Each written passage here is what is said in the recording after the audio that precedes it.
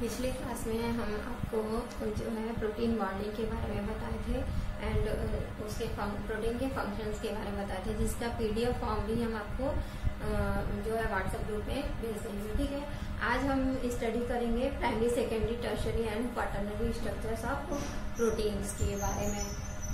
Primary, secondary,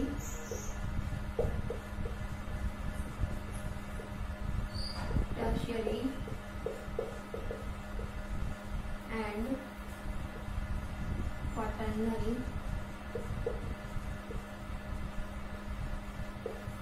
structure of proteins।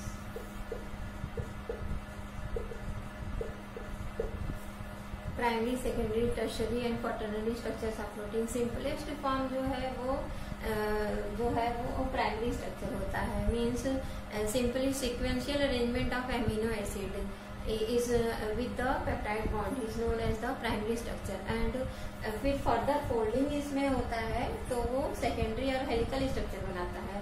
और tertiary और quaternary जो है मोर कॉम्प्लेक्स फोल्डिंग्स बनाएगा, फर्दर फोल्डिंग बनाएगा, तो ये क्वाटरनरी और टर्शियरी स्ट्रक्चर बनाता है और ये और भी कॉम्प्लेक्स स्ट्रक्चर फॉर्म होते जाता है। तो सबसे पहला जो है वो प्राइमरी स्ट्रक्चर है, जो कि सिंपली एक sequential arrangement of amino acids है। So now the primary structure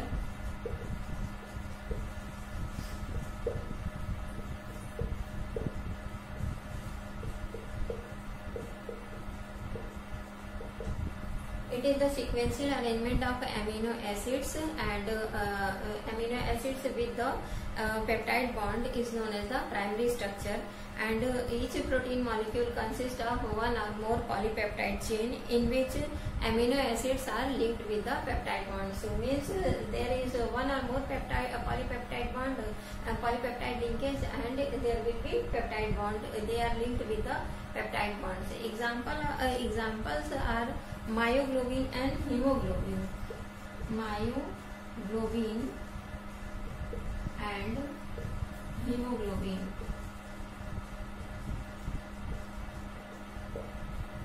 In case of myoglobin, it is consist of one polypeptide chain, one or single polypeptide chain, and hemoglobin consists of four polypeptide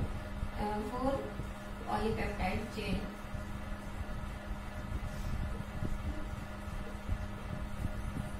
ठीक है, जो myoglobin only consist of single polypeptide chain and haemoglobin consist of four polypeptide chain, and the bonds which are involved for the primary structure of proteins are such as the covalent bond and disulfide bonds are the characteristics of the primary structures of protein, and disulfide is generally present between the cysteine residues, as in case of insulin and in ribonucleases. And then the Sanger, for the first time, Sanger is the name of scientist.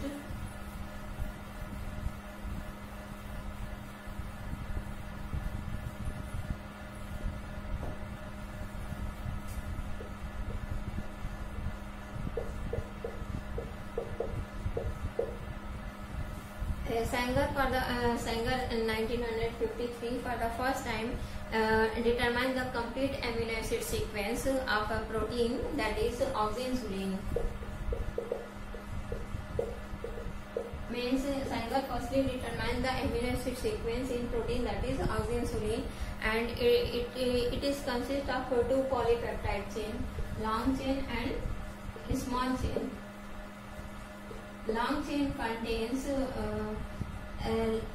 long chain and small chain, means long polypeptide chain and small polypeptide chain, and it contains 30 amino acid in long chain and 21 amino acid in small chain, and total number of the amino acid will be 51 in case of oxyinsulin, and it is a smaller protein. And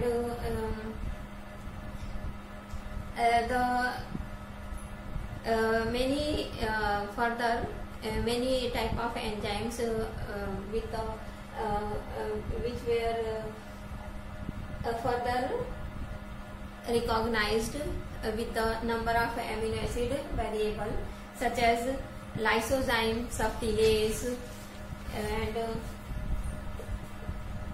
lysozyme subtilase, ribonuclease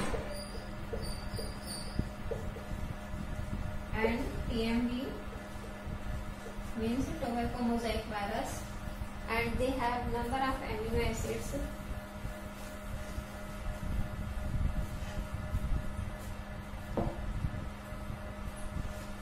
lysozyme consists of 129 amino acid, subtilase 276 amino acid, ribonuclease 124 amino acid and TMV 158 amino acids. Lysozyme have 129 amino acid and subtilase 276 amino acid. Ribonuclease contains 124 amino acid and tobacco mosaic virus 158 amino acids.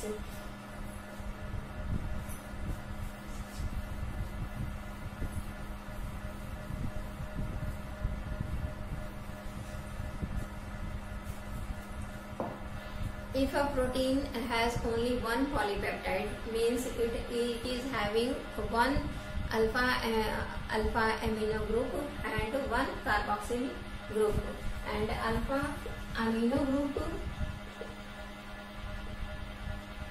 and carboxy group.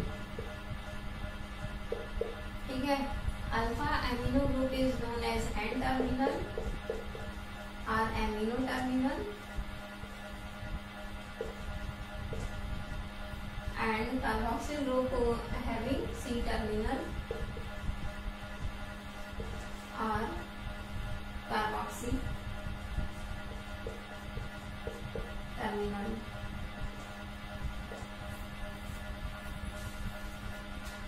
Alpha group having N terminal means it is denoted by N terminal, and carboxyl group having C terminal or carboxy terminal at the end of amino acids. And if we want to determine the primary structure of a protein, it is essential to know which amino acid is present at N terminal and which protein is present at C terminal, and a reagent which is known as dinitrofluorobenzene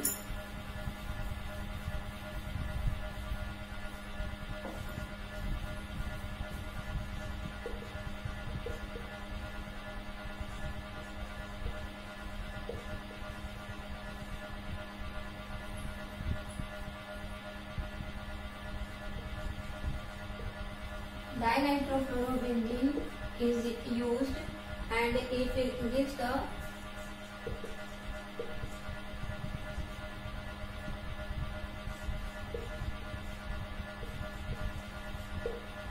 dinitrophenyl compounds, that is DNP, and it is on hydrolysis gives the yellow colored compound with the amino acid, and these all can be isolated chromatographically. Means when we want to determine the primary structure of a protein, firstly we should know that which amino acid is present at N terminal and which amino acid is present at C terminal. Then this reagent dinitrofluorobenzene is used, and on hydrolysis it gives the dinitrophenyl, and on further hydrolysis it gives the yellow colored compound with DNP, and amino acid will be known, and all processes done with the chromatographically, and this can be isolated chromatographically. And if a protein is pure, and its molecular weight is known, then the number of amino terminals can be determined by the DNP analysis. Means if a protein is known and its molecular weight is known, and then it can be determined by the DNP amino acid, that amino terminal. And if the protein contains more than one polypeptide, then it is for one amino acid contain one polypeptide, and more than one polypeptides are there, then linkages, cross linkages means bondings will be broken, and then the reagent will be used similarly.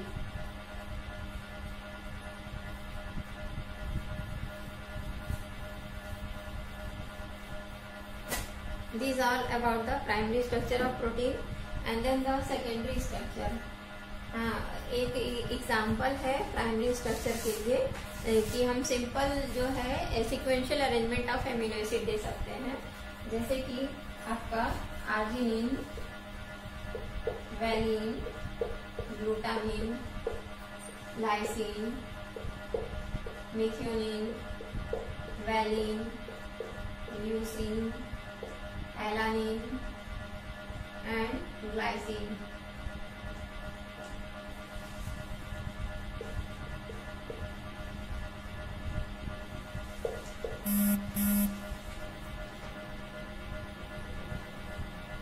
तो ये एक simple sequential arrangement है amino acid का. तो ये आपका primary structure को represent करता है.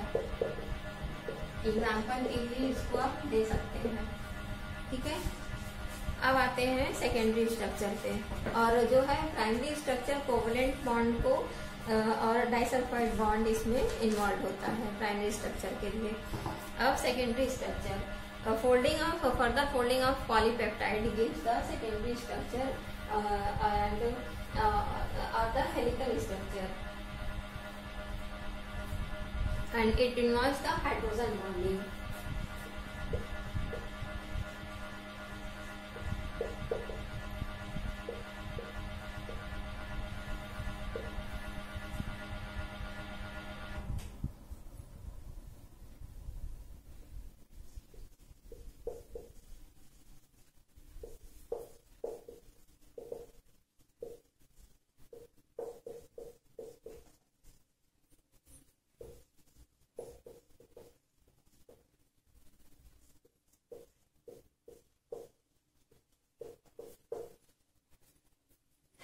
ठीक है. Further folding of polypeptide chain gives the helical structure of the secondary structure, and it involves the hydrogen bonds, and these can be determined by the hydrogen bonds, and the hydrogen bonds can occur either within one polypeptide chain or between the different polypeptide chains. Means hydrogen bonding will be present in one polypeptide chain or between different polypeptide chains. And the secondary structure of the protein is represented by the helical structures, which are ultimately formed by the hydrogen bonding between the chains or chain. Means mainly hydrogen bonding is responsible for the secondary structures of a protein. And Ashbury in 1930 suggested that all proteins are made up of primary chains which undergo in the changes in their shape and foldings when they are placed in the special conditions. Means there will be folding or changes in shape of primary structures of protein can takes place when they are kept in the special conditions. This was given by the Ashbury in 1930.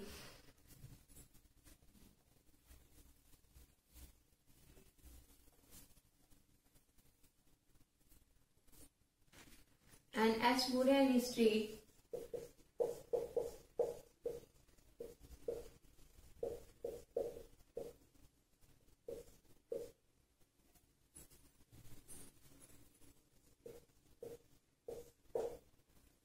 Ashbury Street in 1933 showed that wool or hair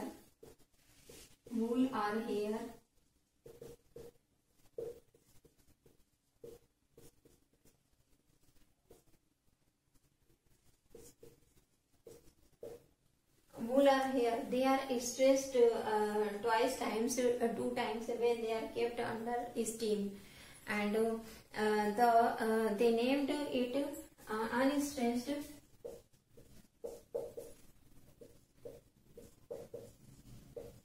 and stressed.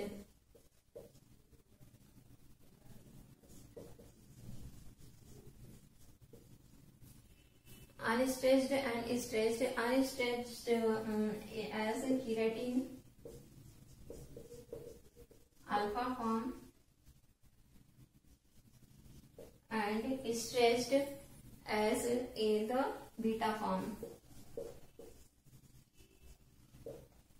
So this is the secondary structure of protein. Unstressed as a keratin alpha form and stressed as beta form. And then what do you mean by the alpha structure of a protein and beta structure of a protein?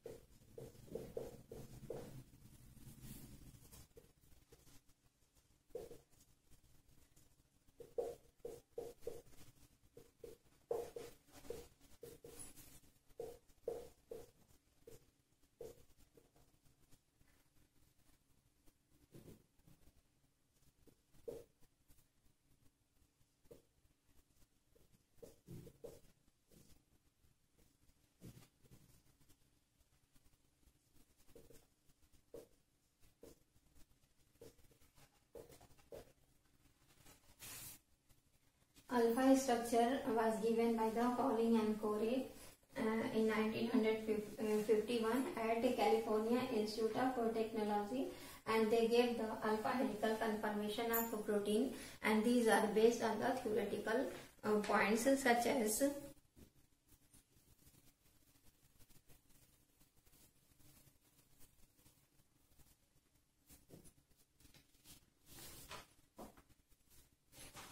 first, the maximum possible number of hydrogen bonds between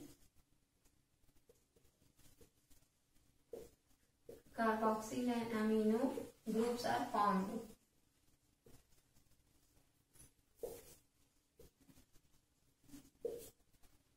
Maximum possible number of hydrogen bonds between the carboxy and amino groups are formed. And second, a peptide bond is planar.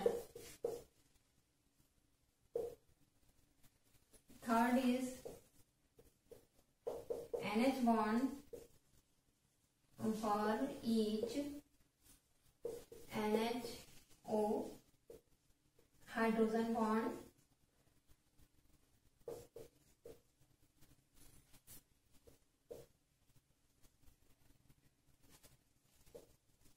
does not deviate from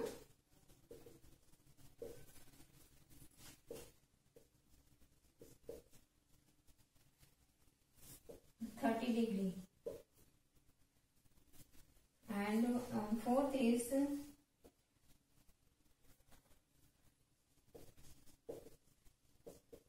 orientations of carbon nitrogen and carbon carbon single bonds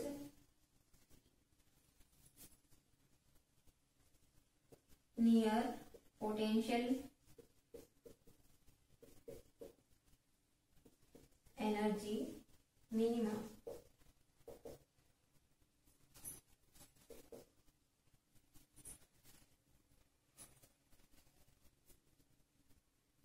For rotation of bonds, these are based, alpha structure is based on theoretical grounds which was given by Pauling and Corey, such as the maximum possible number of hydrogen bonds between amide group are formed, and amide group is planar, and bonds nitrogen hydrogen bond, and for each nitrogen hydrogen oxygen bonds does not deviate more than 30 degree for their rotation, and the orientation of carbon nitrogen and carbon carbon single bonds near the potential energy should be minimum.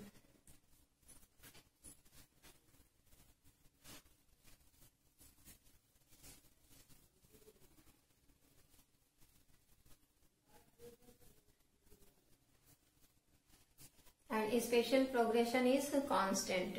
And then the alpha helix proposed by Pauling and Corey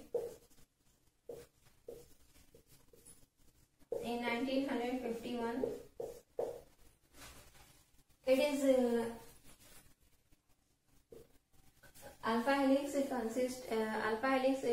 determined by the Pauling and Corey in 1951. They showed that it is consists of a single strand which is twisted at the helical axis, and the coiling is maintained by the hydrogen bonds which is present between the carboxyl group and amino group, and they run parallel to the helical axis. Means hydrogen bonds run parallel to the helical axis, and the helix contains 3.6 amino acid residues, and their rise takes place by 1.5 Armstrong, and peace turn is done with the 5.4 Armstrong.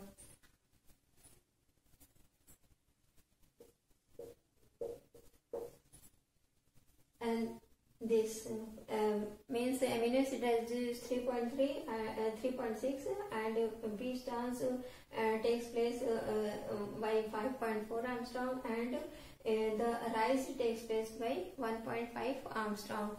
And the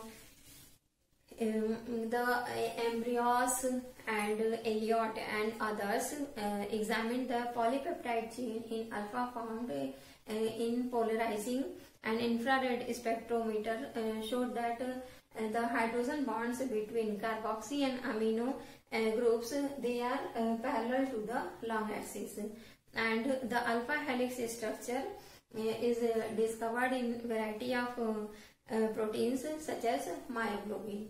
And this the diagram shows the alpha structure.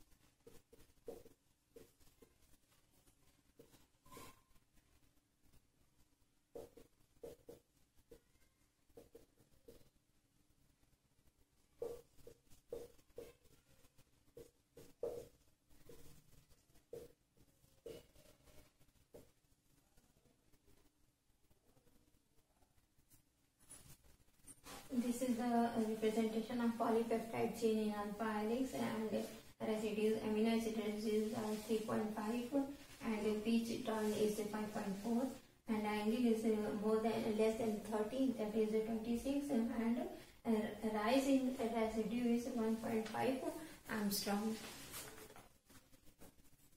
This picture you can give for example.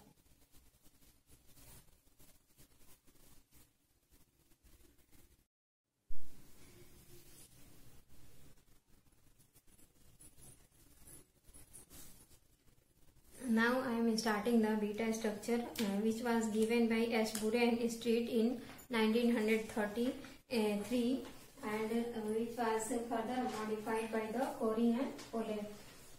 Ashbury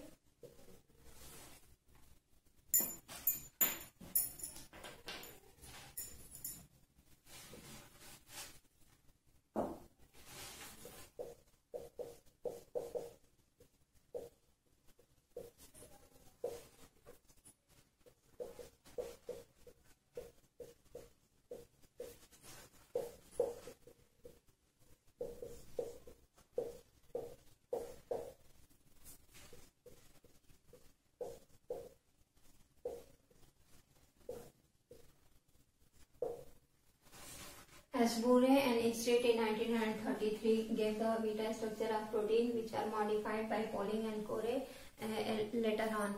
And in case of beta structure, the parallel zigzag polypeptide chains which forms the pleated sheet-like structure, and the hydrogen bonds are formed between the amino group and carboxyl group, and which stabilizes the beta structure, and the side chains are attached to the amino acid residues lies above and below the hydrogen bonded sheets, and this structure is a stable arrangement where the side chains are small and do not cause the distortion of the pleated structure.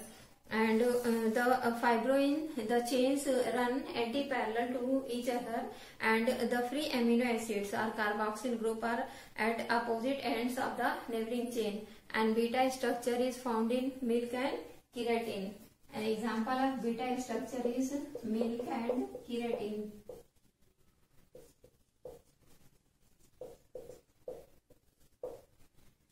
So the beta structure is a polypeptide running parallel and in a zigzag form, and which forms the pleated sheet-like structure.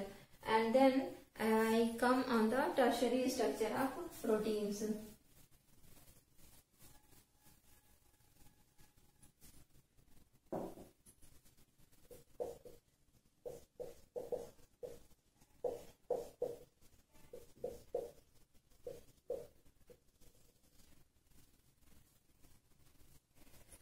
Tertiary structure, very few protein molecules are present in alpha form, and the further folding and coiling of the polypeptide chain gives in the alpha helix gives the three-dimensional structure or the tertiary structure, which is helical or non-helical regions, and the folding of alpha helix occurs where the amino acid proline is present, and proline have amino group instead of amino group, which causes disturbance in the internal hydrogen bonding, and it gives the hindrance there. And the three main types of bonds such as ionic bond, hydrogen bond and hydrophobic bonds are present in the tertiary structures. These bonds are responsible for the formation of tertiary structures, and dipole-dipole interaction, and is also responsible for the formation of tertiary structure, and disulfide bond is also present here, and the ionic bonds are formed between the acidic and basic amino acid residues, and the disulfide bonds are formed between the cysteine residues. And the tertiary structure is most stable because most of the enzymatic properties of enzymes depends on it, and the bonds involved are many, such as hydrogen bonds, disulfide bond, hydrophobic bonds are represented in the diagram which I am going to make here.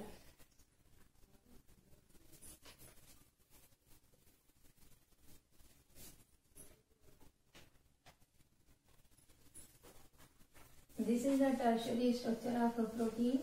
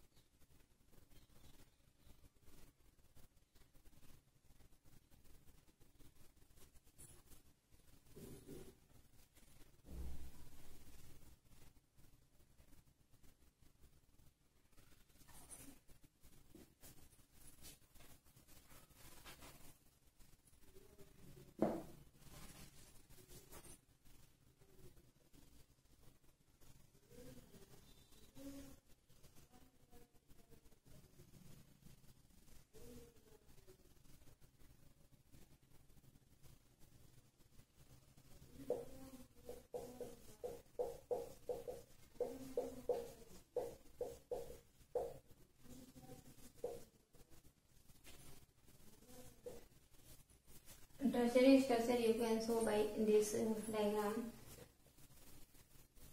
and the bondings are involved as hydrogen bond, electrostatic bond,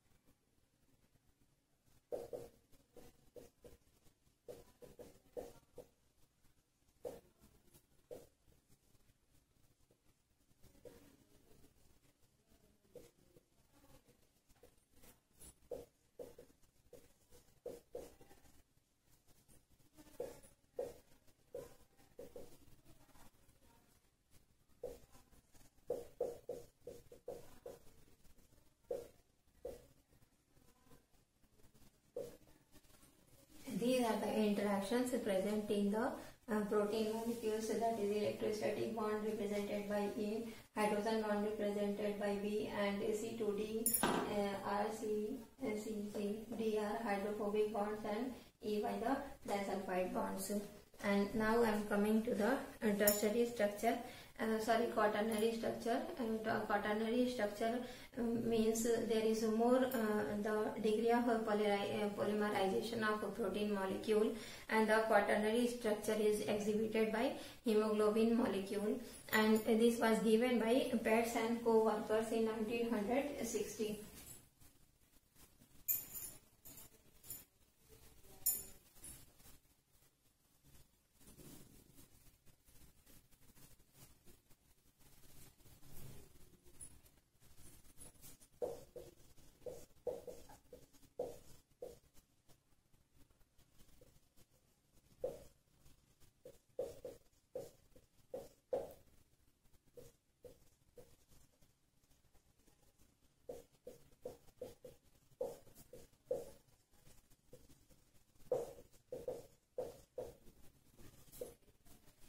Example of quaternary structure is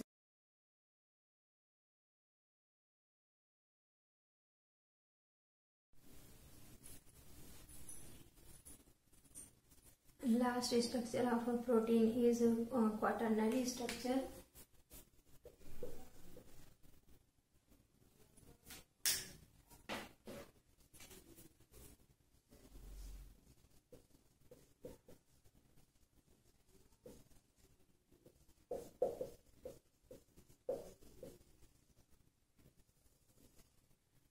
Quaternary structure of a protein was given by Petz and co-worker in 1960.